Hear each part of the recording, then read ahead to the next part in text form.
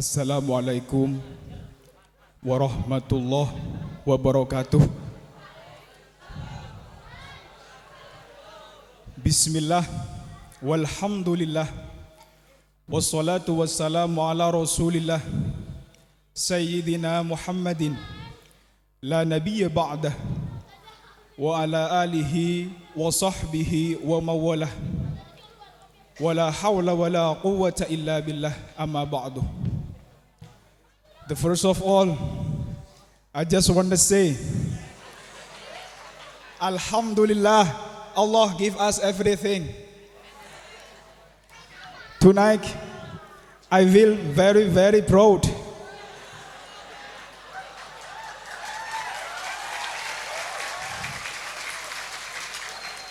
I feel so happy tonight.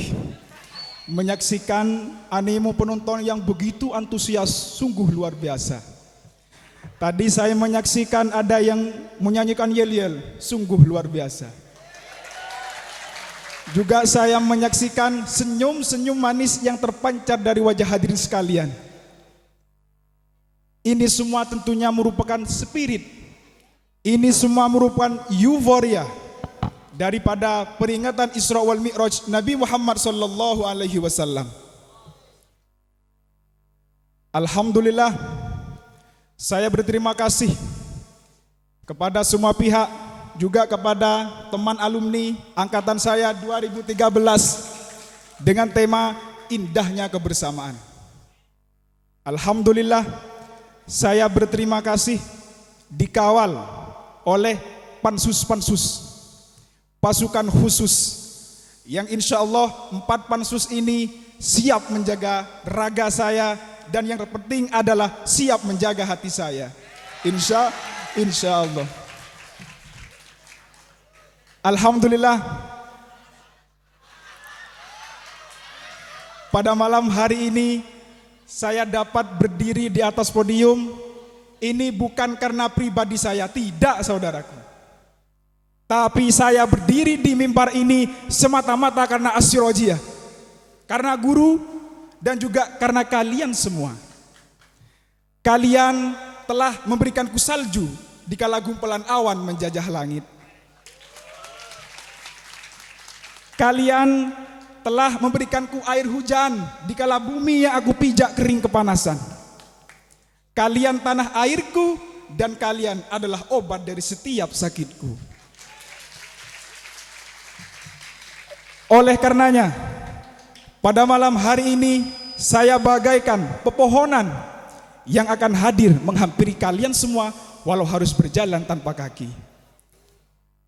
Hadirin sahabat-sahabat santri yang berbahagia, melanjutkan kisah Isra yang kedua ini, ada 2 poin saja yang ingin saya sampaikan. Nabi kita, Nabi Muhammad sallallahu alaihi wasallam, memulai perjalanan Isra-nya dari satu titik menuju satu titik. Titik yang pertama adalah kota Mekah. Jadi Mekah sebagai start daripada perjalanan Isra Nabi Muhammad sallallahu alaihi wasallam. Dan pada malam hari ini saya ingin bertanya, kenapa harus kota Mekah? Anyone knows the answer? Everybody who knows, my friends? You know why? You know why? You know? You know, doesn't know? Baik, akan saya jelaskan. Dipilihnya Mekah tentu dengan alasan-alasan. Mekah adalah simbol of Islam. Mekah adalah guidance. Apa itu guidance? Who knows? Who knows, my friends? Guidance itu dalam bahasa Arab hudan, yang berarti panduan atau petunjuk. Jadi Mekah menjadi panduan dan petunjuk bagi segenap umat manusia, tidak hanya yang Islam, tapi termasuk juga orang-orang non-Islam. Mekah adalah tumpah darah Nabi. Di Mekah, ibunda Nabi tercinta, Sayyidah Aminah telah menumpahkan darahnya untuk melahirkan seorang Nabi agung, Nabi kita Nabi Muhammad sallallahu alaihi wasallam. Dan di Mekah pula Nabi kita telah rela menumpahkan darahnya untuk menegakkan agama Allah di muka bumi ini. Mekah adalah tanah air Nabi. Tanah sebagai dasar penciptaan manusia dan air sebagai sumber kehidupan manusia. Sehingga benar jika Nabi Muhammad SAW bersabda, Bismillahirrahmanirrahim.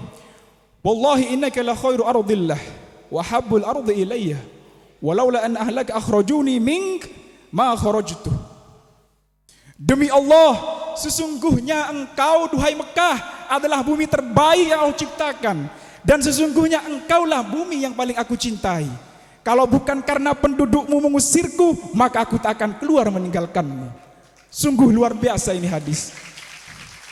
Diawali dengan kalimat qasam, wallah, demi Allah. Apa artinya? Nabi tidak main-main mencintai Mekah. Amat besar cinta Nabi pada ada airnya. Amat dalam rasa nasionalisme Nabi di dalam hatinya. Sehingga benar jika apabila dalam acara Hudaybiyah kemarin siswa kelas 6 telah menggagas sebuah tema nasionalisme dalam sanubari.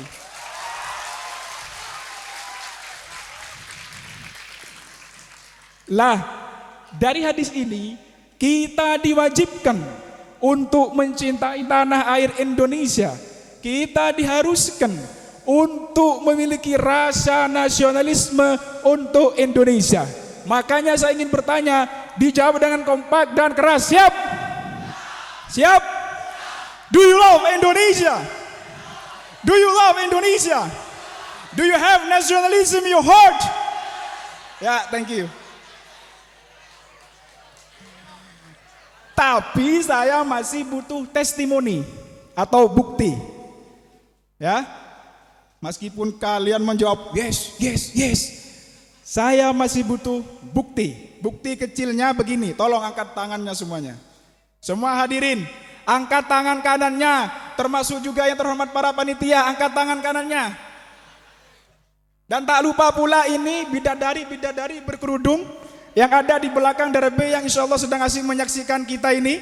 Tolong semuanya angkat tangan kanan. Ya, jangan dilepas. Ya, semua juga pansus-pansusku. Kemudian nanti tangan kanan itu letakkan di dada bagian kiri. Siap? Dijawab salam saya ya.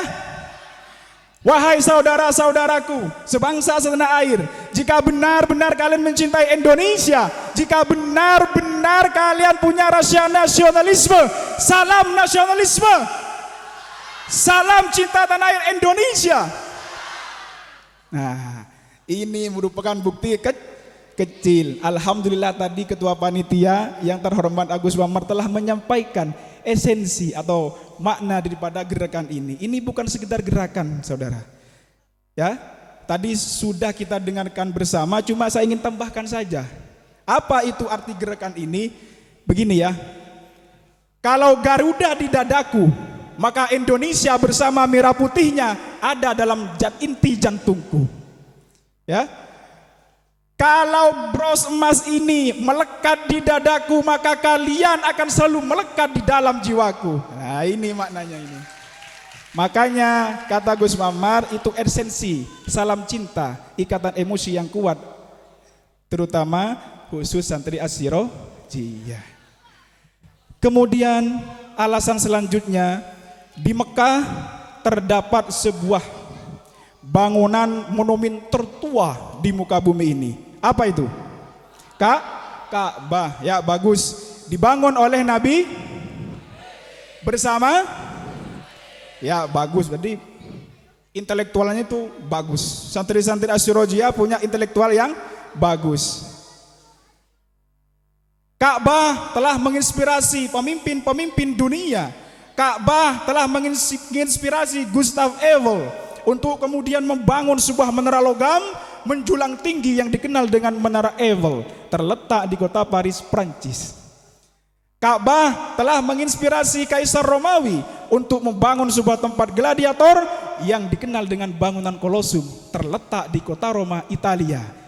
Dan Ka'bah pula yang telah menginspirasi Presiden pertama kita Bung Karno untuk membangun sebuah monumen nasional yang dikenal dengan Monas, terletak di Jakarta, Indonesia. This is the miracle of Ka'bah and this is wonderful thing of Ka'bah. Sungguh luar biasa kita punya Ka'bah. Kemudian dari bentuk arsitektur bangunannya, kira-kira Ka'bah itu bulat apa kotak? Kotak apa bulat? Kotak ya. So what it means? What it means? Who knows my friends? Who knows? Ada yang tahu?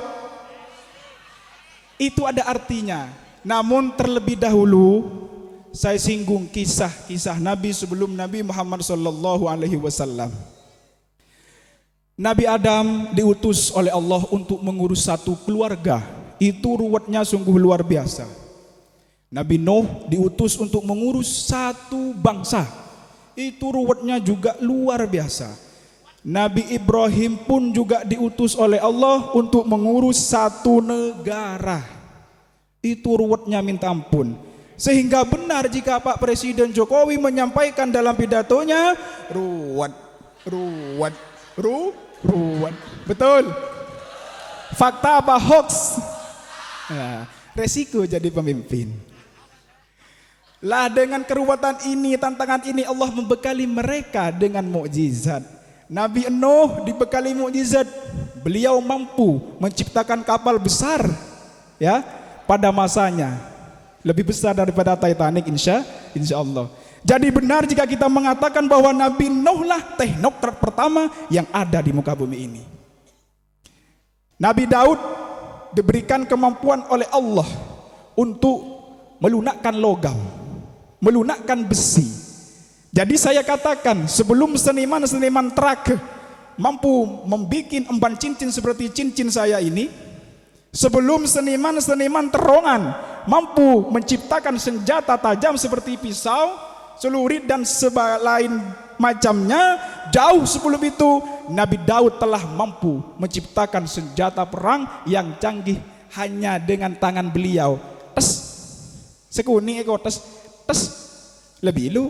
Nah, ini keistimewaan atau mukjizat daripada Nabi Daud. Sehingga benar jika kita mengatakan bahwa Nabi Daudlah orang pertama kali yang ahli dalam bidang perlogaman. Kemudian Nabi Musa diberikan mukjizat berupa tongkat. Dengan tongkatnya Nabi Musa mampu menciptakan ular besar untuk mengalahkan sihir-sihir Fir'aun. Dengan tongkatnya Nabi Musa mampu membelah lautan kemudian membangunnya menjadi jalan tol. Coba sekarang tongkatnya dipegang oleh Pak Jokowi, mungkin tidak terlalu sulit untuk membangun jalan tol-tol yang ada di Indonesia, betul?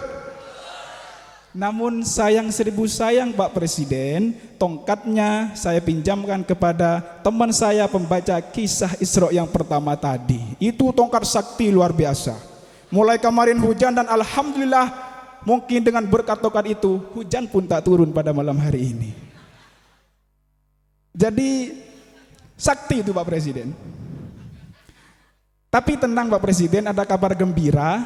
Apabila Pak Presiden besok atau lusa berkenan, mudah sekali, tinggal hubungi pansus-pansus saya keempat orang ini, temui saya di kantor saya, tinggal tanda tangan kontrak Wanipiro, PC, selesai. Betul?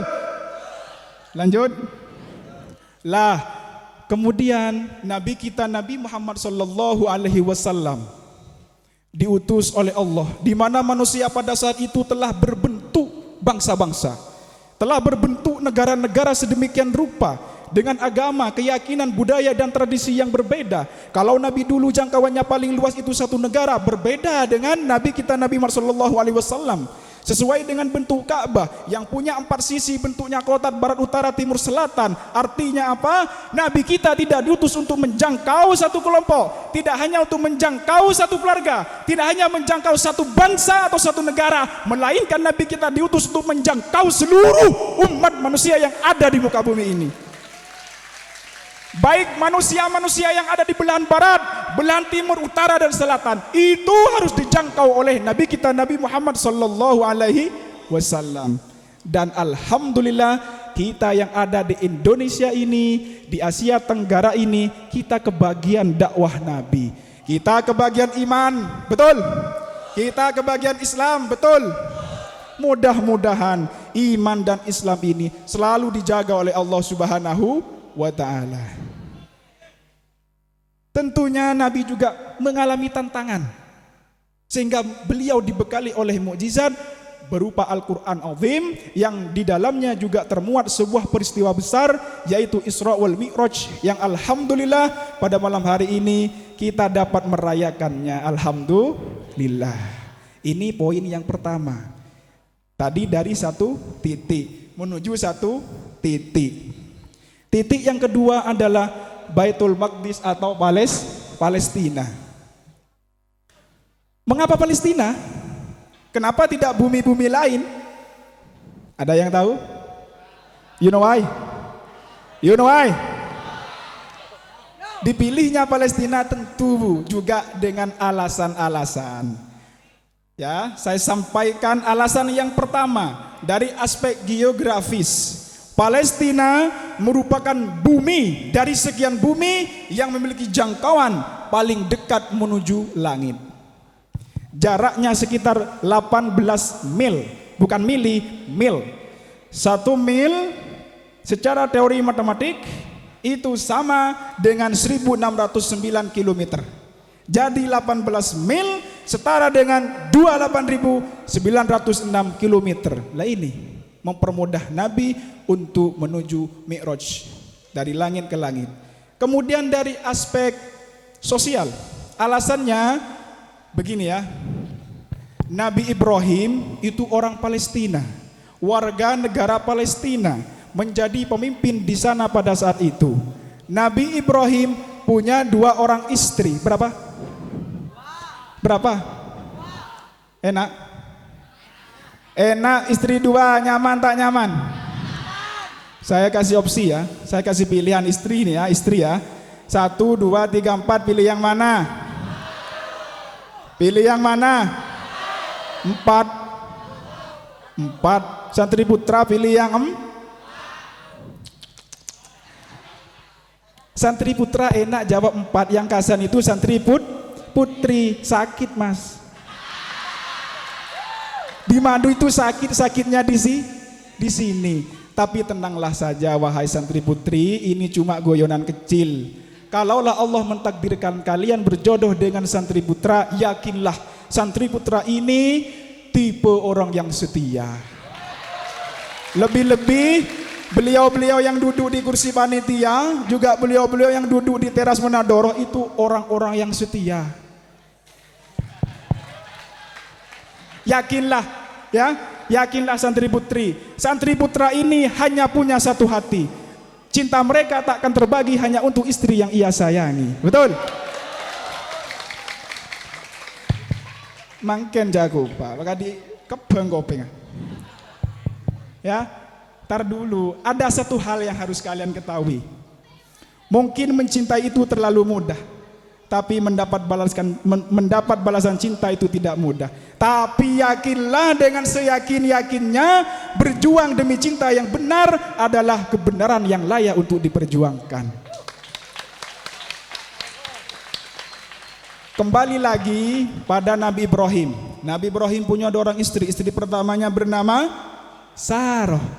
Dari Sarah punya keturunan bernama Nabi Ishak. Nabi Ishak punya keturunan bernama Nabi Yakub. Nabi Yakub itu punya gelar namanya Israel, sehingga keturunannya disebut Bani Israel. Sampai sekarang dikenal dengan bangsa Israel. Dari istri keduanya bernama Hajar, punya keturunan bernama Nabi Ismail. Dan Nabi Ismail punya keturunan sampai Nabi kita Nabi Muhammad SAW, yang sampai sekarang dikenal dengan bangsa Arab. Ibrohnya apa? Pelajarannya apa? Kitalah sebagai generasi, kita harus tahu orang-orang tua kita, leluhur kita, saudara-saudara kita. Ini yang harus kita tahu dari pelajaran poin yang kedua ini. Kemudian hikmahnya apa?